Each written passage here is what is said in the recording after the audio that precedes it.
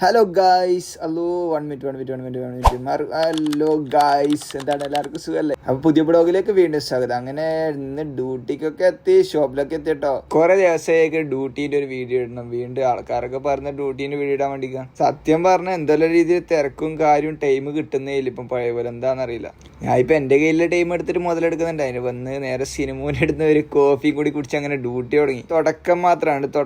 അങ്ങനെ നാട്ടിൽ നിന്ന് ചെങ്ങായി വന്നില്ല. അപ്പൊ അവന് കുറെ നാൾ ശേഷം കാണാൻ വന്ന് ഒരാൾ കാണാൻ വരാക്കാന്നെല്ലാം വെച്ചാൽ നമുക്ക് ഭയങ്കര സന്തോഷമുള്ള പരിപാടി. നമ്മളേതായാലും അങ്ങോട്ട് പോക്ക് നടക്കുകയും ചെയ്യില്ല. അപ്പൊ യാത്ര അയച്ചിട്ട് നേരെ നാക്കിയ ബിരിയാണി ആയിട്ടുണ്ടായിരുന്നു. ഏതായാലും സ്പെഷ്യൽ നല്ല സലാഡും കാര്യങ്ങളൊക്കെ കൂടി ബിരിയാണി പിടുത്തം പിടിച്ച് പിന്നെ അങ്ങ് ഇറങ്ങി. പിന്നെയും ഷമീർ അതിന്റെ ഇടയ്ക്ക് പൂച്ചക്ക് ഫുഡും കാര്യം കൊടുക്കുന്നുണ്ട്. അതിന്റെ തിരക്കിലായിരുന്നു. ഇനിയിപ്പോ ഒരു പൂച്ച വളർത്ത് കേന്ദ്രമായിട്ടുണ്ടെന്ന് ഒരു സംശയമുണ്ട്. പൂച്ചന്റെ എണ്ണവും കൂടി അതേപോലെ തന്നെ അത് നേരെ വിട്ട് അതിന്റെ ഇടയ്ക്ക് കുറച്ച് നട്സും കാര്യങ്ങളൊക്കെ വാങ്ങി ഇപ്പൊ വെയിറ്റ് ഗെയിൻ ചെയ്യണേ.